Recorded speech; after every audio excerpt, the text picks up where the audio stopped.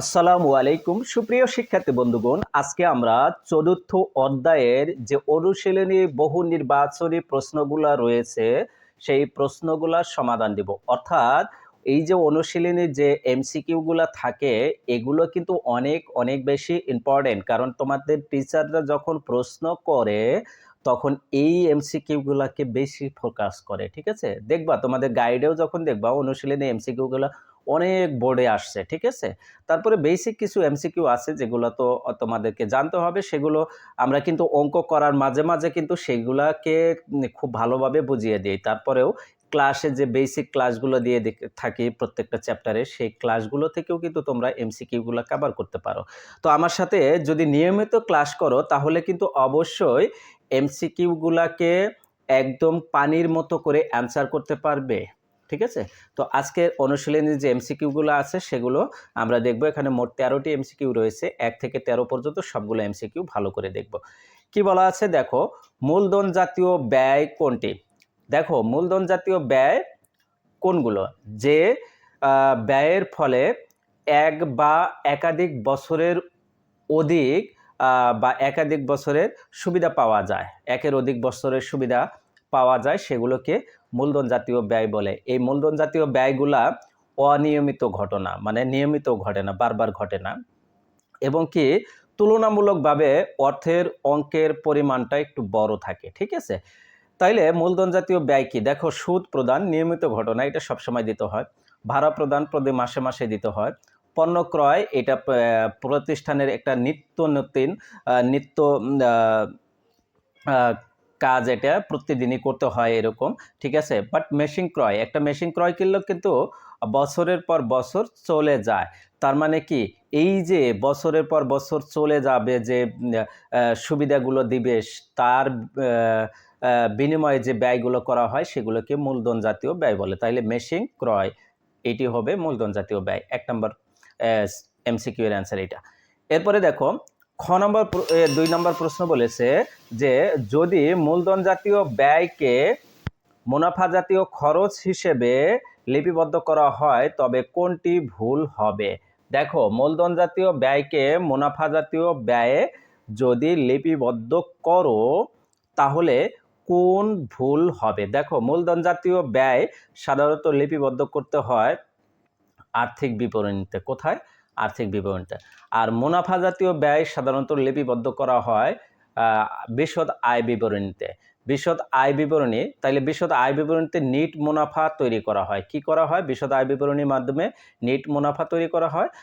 আর্থিক বিবরণীর মাধ্যমে আর্থিক অবস্থা জানা যায়, অর্থাৎ কত টাকার সম্পদ রয়েছে, কত টাকার দায় রয়েছে এবং কত টাকার মূলধন রয়েছে, এই জিনিসটা জানা যায়। তাহলে এখানে ব্যাংক ব্যালেন্স, এটার উপর কোনো প্রভাব পড়বে না। প্রাপ্য হিসাব, এটার উপরে কোনো প্রভাব পড়বে না। প্রদেয় হিসাব, এটার উপরে কোনো প্রভাব পড়বে না। তার মানে ক, খ, গ এই তিনটার উপর কোনো প্রভাব পড়বে না। তাহলে প্রভাবটা কোথায় পড়বে?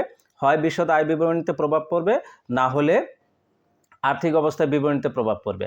তো এখানে দেখো, আর্থিক অবস্থার বিবরণীর কোনো অপশন নাই, এখানে বিশদ আয় বিবরণীর অপশন রয়েছে। বিশদ আয় বিবরণী কেন, বিশদ আয় বিবরণীর মাধ্যমে কি করা হয়? নেট আয় বা ক্ষতি নির্ণয় করা হয়, বা নেট মুনাফা বা নেট ক্ষতি নির্ণয় করা হয়। তাইলে আমরা যখন মূলধন জাতীয় ব্যয়কে মুনাফা জাতীয় ব্যয় ধরবো তখন দেখা যাবে যে ব্যয় বেশি হয়ে যাবে, তখন নেট মুনাফা কম হবে। এই জন্য নেট মুনাফা নির্ণয় করাটা ভুল হয়ে যাবে। ঠিক আছে, ওকে, তাইলে এটার অ্যান্সার ঘ নাম্বার। এটা। মুনাফা জাতীয় খরচ কোনগুলো? মুনাফা জাতীয় খরচ হলো নিয়মিত ঘটনা। ঠিক আছে, যে খরচগুলা অল্প সময় সুবিধা দেয় এবং ঘটনাগুলো নিয়মিত, অর্থের অঙ্কে পরিমাণটা তুলনামূলকভাবে কম। যেমন দেখো, এখানে অপশন দিচ্ছে বিক্রয়ের জন্য গাড়ি ক্রয়। দেখো, গাড়ি ক্রয় দেখেই কিন্তু আমরা চোখ বুজে বলবো এটা মূলধন জাতীয় ব্যয়। কিন্তু তার আগে একটি প্যাচ লাগাই দিছে। প্যাচটা কি? বিক্রয়ের জন্য গাড়ি ক্রয়। তাইলে বিক্রয়ের জন্য গাড়ি ক্রয়, বিক্রয়ের জন্য তুমি গাড়ি বা প্লেন যেটাই ক্রয় করো না কেন সেটা কিন্তু প্রোডাক্ট হিসেবে গণ্য হবে, অর্থাৎ পণ্য হিসেবে গণ্য হবে। আর পণ্য ক্রয় মানে কি? এটা নিয়মিত ঘটনা, এটা মুনাফা জাতীয় ব্যয়। তাহলে বিক্রয়ের জন্য তুমি গাড়ি ক্রয় করো বা যন্ত্রপাতি ক্রয় করো বা প্লেন ক্রয় করো বা জাহাজ ক্রয় করো বা রকেট ক্রয় করো, যেটাই করো না কেন যদি বিক্রয়ের উদ্দেশ্য থাকে তাহলে সেটি পণ্য ক্রয় হিসেবে অন্তর্ভুক্ত হবে। তাইলে এখানে গাড়ি ক্রয়টাকে কিন্তু আমরা সম্পদ হিসেবে লিখবো না, এটা পণ্য হিসেবে লিখবো। তার মানে কি পণ্য যখন ক্রয় করি তখন মুনাফা জাতীয় ব্যয় হয়, তাইলে এটা মুনাফা জাতীয় ব্যয়, 1 নম্বর অপশনটা হয়েছে। ব্যবসায়ের ব্যবহারের জন্য যন্ত্রপাতি ক্রয়, দেখো ব্যবসায়ের ব্যবহারের জন্য যন্ত্রপাতি ক্রয় করলে এই যন্ত্রপাতিটা বছরের পর বছর সুবিধা দেবে, তাইলে এটা মূলধন জাতীয় ব্যয়, এটা হবে না। হ্যাঁ, ডেলিভারি ভ্যানের রোড ট্যাক্স ও বীমা প্রিমিয়াম প্রদান, তাইলে রোড ট্যাক্স এবং বীমা প্রিমিয়াম এটা প্রতি বছরে বা একটা নির্দিষ্ট সময় পর পর করতে হয়, এটা নিয়মিত ঘটনা, তার মানে এটা মুনাফা জাতীয় ব্যয়। তাইলে এটার অপশন হবে 1 আর 3। 1 আর 3 কোথায় আছে? খ নাম্বারে আছে, তাইলে এটি হবে 3 নাম্বার এমসিকিউ এর অ্যান্সার। এরপরে দেখো 4 নাম্বার এমসিকিউটা কি বলেছে।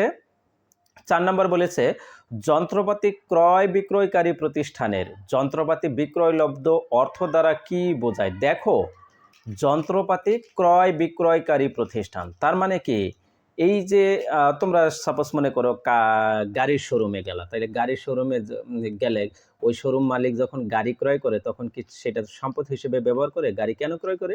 বিক্রয়ের উদ্দেশ্যে। বা গাড়ি যখন বিক্রয় করে তখন সম্পদ হিসেবে কিন্তু বিক্রয় করে না, তার প্রোডাক্টটাই গাড়ি, তাই না? ঠিক এখানেও যন্ত্রপাতি ক্রয় বিক্রয়কারী একটা প্রতিষ্ঠান, অর্থাৎ এর নেই যন্ত্রপাতি ক্রয় করে আবার যন্ত্রপাতি বিক্রয় করে, তার মানে তার পণ্যটাই হলো যন্ত্রপাতি, তাইলে এটা ক্রয় বা বিক্রয় হিসাব হবে। ঠিক আছে, তাইলে এখানে বিক্রয় করে যন্ত্রপাতি বিক্রয় করে যে অর্থ পাওয়া যাবে সেটি হবে বিক্রয় করলে কি হয়? আয়।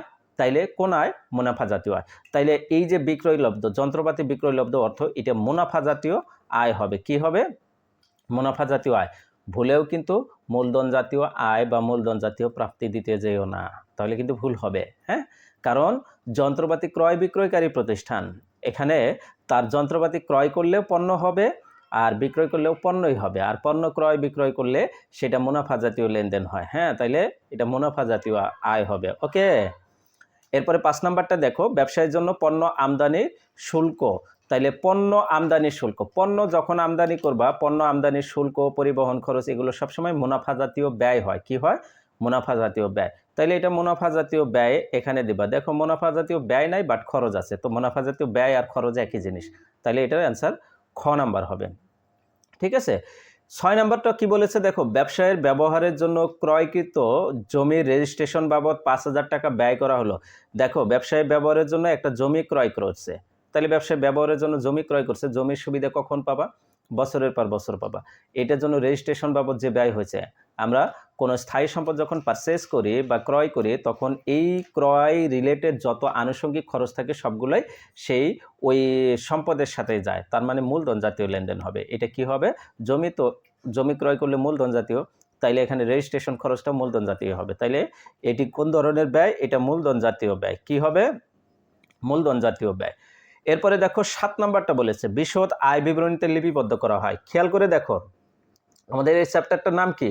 মূলধন এবং মুনাফা জাতীয় লেনদেন, তাই না? তাইলে মূলধন জাতীয় লেনদেনগুলো কোথায় যায়? আর্থিক বিবরণীতে, আর মুনাফা জাতীয় লেনদেনগুলো যায় বিশদ আয় বিবরণীতে।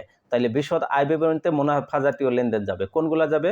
মুনাফা জাতীয় আয় এবং মুনাফা জাতীয় ব্যয়। ঠিক আছে, তবে যদি অপশনে থাকে মুনাফা জাতীয় প্রাপ্তি তাহলে কিন্তু হবে না। মুনাফা জাতীয় প্রাপ্তি, মুনাফা জাতীয় প্রদানও যাবে না, মুনাফা জাতীয় আয় এবং মুনাফা জাতীয় ব্যয় যাবে। হ্যাঁ, ঠিক আছে, তাহলে মুনাফা জাতীয় আয় অপশন এ আছে, মুনাফা জাতীয় ব্যয় 1 আর 2 আছে, কিন্তু মূলধন জাতীয় ব্যয় হবে না, এটা হবে না, 3 নাম্বারটা হবে না। তাইলে 1 আর 2 এটার অ্যান্সার হবে 1 আর 2। ঠিক আছে, ওকে।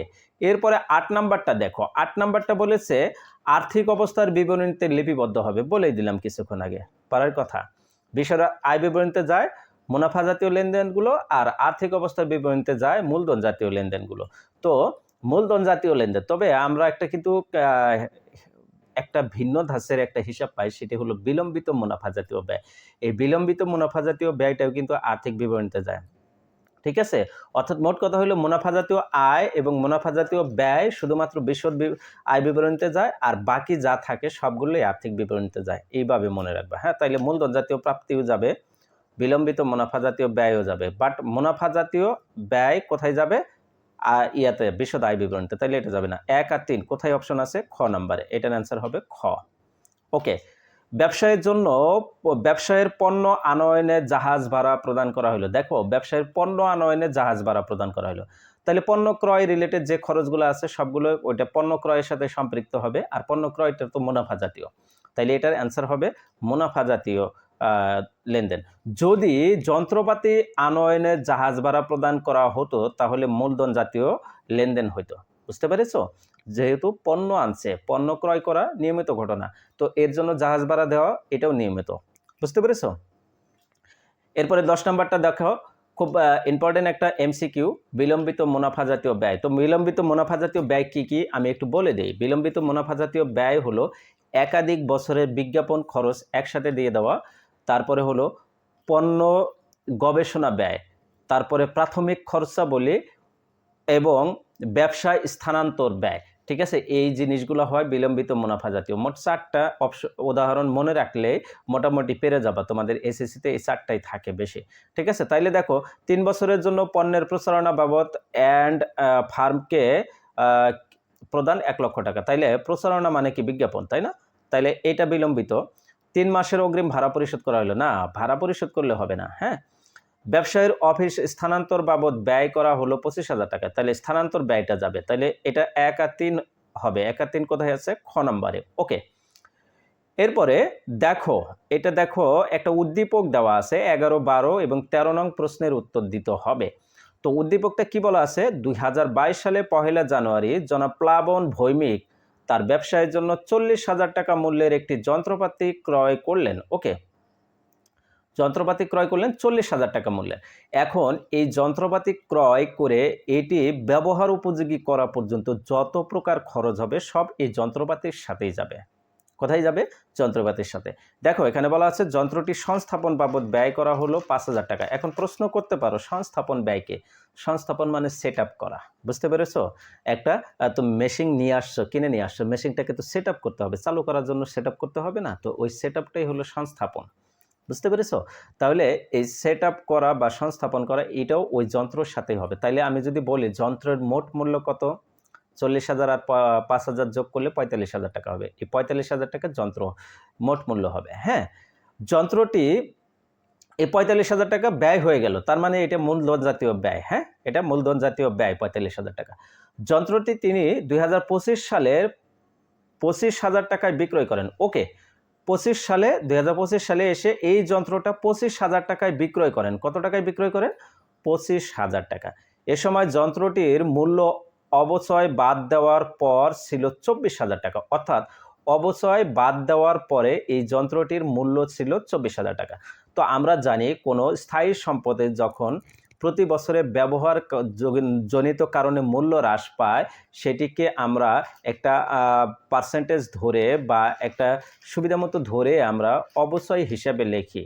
ঠিক আছে, যেমন যন্ত্রপাতির জন্য 5 বছর মেয়াদ থাকে, তাহলে 5 বছরে এই 5 বছর পরে এই যন্ত্রপাতিটা ভ্যানিশ হয়ে যাবে, তাইলে তো প্রতি বছরে এই যন্ত্রপাতির অংশ দামটা কমে যাবে, তাই না?